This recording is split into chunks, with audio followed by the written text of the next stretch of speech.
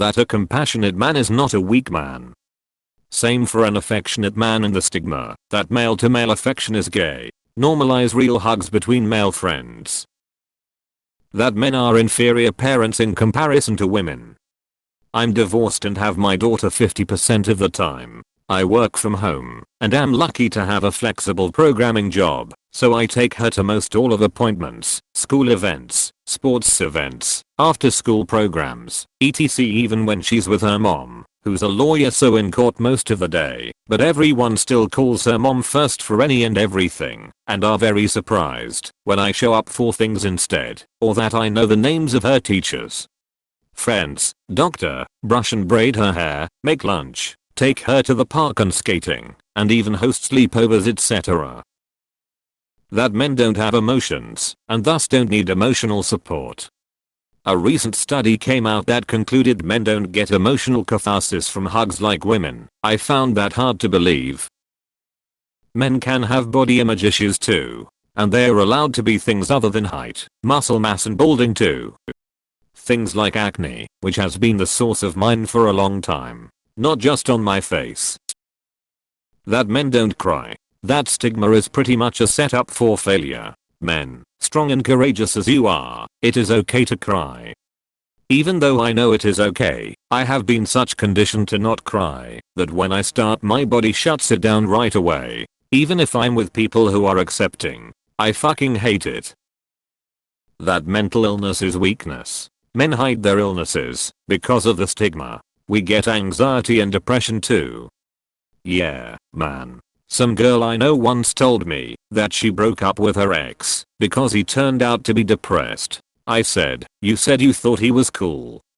And she giggled and said, "Yeah, until he opened up to me about his mental illnesses. It turned out that he had lost his father as a kid, and that traumatized him, which led him to getting severely bullied." She had no empathy for him whatsoever. It was ironic, because she is the type to act like she is the kindest person on earth by showing off how much she loves animals. She probably thinks men shouldn't suffer, and if they do, they are just losers who are deserving of mockery. Men have to initiate everything with the girl for his entire life. Those who don't initiate are not real men. You're not real, man, Creed. That all we care about is sex. TBH, I just want a hug and someone that cares about me, mayo. Being strong on the outside and inside.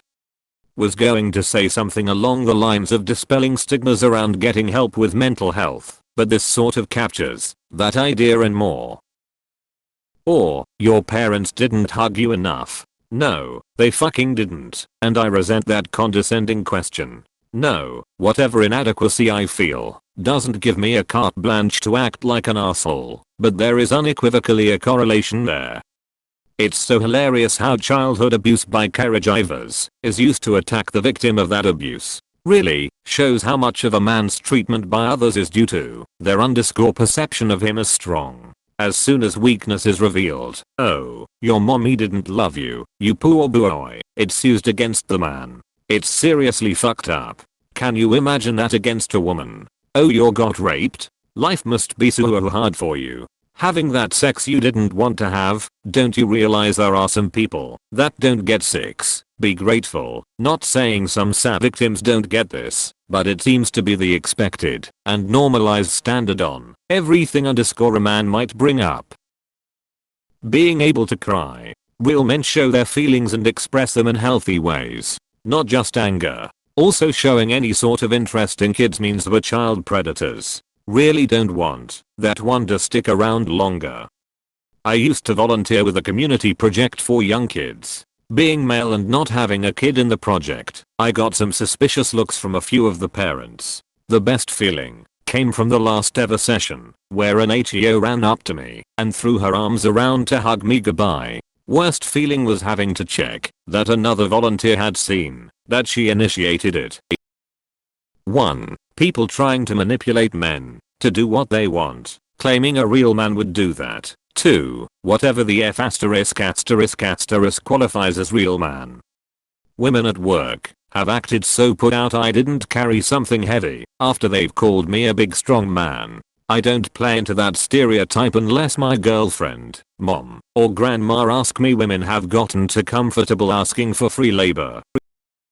That men are always at fault when it comes to domestic violence. To further this, the legal and societal implication that men cannot be victims of domestic and/or sexual violence, and that when we are, it is for comedy.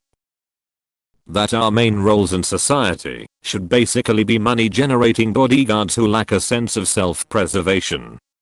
Best way I've seen it phrased. I think about suicide a lot, and I'm terrified to tell anyone because of how they would react. I don't think I would actually do it, but the fact that I think about it so often really hurts.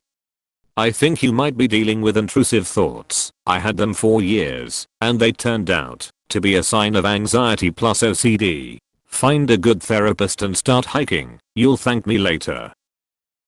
That men aren't domestically abused at a comparable rate to women. Seriously, there are little to no domestic abuse shelters for men. Earl Silverman was a domestic abuse survivor when he found there was no support for males, and in fact, was told he was the real abuser. He founded his own shelter. After exhausting his personal finances and being unable to secure any funding, he ended up committing suicide. He was a great man just trying to do what was right. We should never let him be forgotten. This should be higher up. There are like 2,000 shelters for women vs 1 for men. No, I'm not saying women are lying, and they don't need them. I'm saying men need them too. We aren't all rich celebrities like Depp. I think the recent defamation trial shows how easy it is for a woman to get away with false accusations of things like DV and rape, and get away with it for years. You're a loser if you can't get a girl. Being a virgin is creepy, and you're a failure. It is possible to be a perfectly good man and never be desired by women. We should stop defining ourselves by how attracted women are to us. This society treats you different if you have never had a girlfriend, and it is nearly impossible to find someone that is actually understanding of you. That men are monsters who cannot be roommates with women. The idea that men are apparently held back from being emotional, and they need to cry in order to be emotional. That's a serious problem, because you're trying to force a definition of how men ought to express themselves without taking a moment to really understand that men tend to express themselves differently. I'm not a big crier, but I can induce it with music or other impactful things. I release my emotion by being alone, with my dog or in nature. I don't need to talk about it, because I already have all the tools I need. What I need is the time and stillness to find the balanced resolution between heart and brain. Our only value to society is to be providers and protectors. There is an intense fear of failure due to this societal expectation that gets reinforced when you see how little certain people care about you once you're no longer useful. Or when your body is tired from working and giving it all away, and you give up all your hobbies and passions, you can be labeled as boring and not the guy I remember, then you're left in the dust. Sizes. Definitely. What's funny is all those classical sculptures like David, etc., have intentionally tiny penises. Artists at the time believed a big D** meant you had a tiny brain, as they saw it as a which head do you do your thinking with situation. So they gave heroic or intelligent figures mini dicks to emphasize their proportionally big brain. So we just need to cycle back into that way of thinking, and micropeens will be all the rage again. Working a job that keeps you away from home. Leave the house before 7 AM, get home after 7 PM.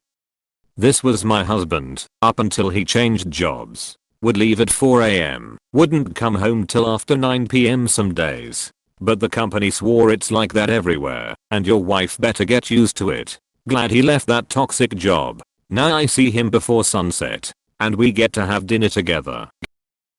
We love kids. Sometimes I see a kid at a park doing some cute kid and it's funny, but if I stare too long, or linger around too long, everyone thinks I'm a potential predator. Kids are just little energetic meatballs of careless happiness, and they're fun to be around and entertain. Why can't we enjoy kids without being looked at wrong?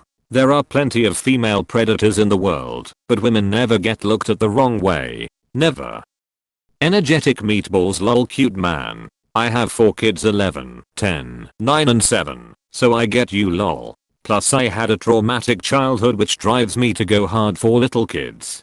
Plus my wife is a school teacher for kindergarten.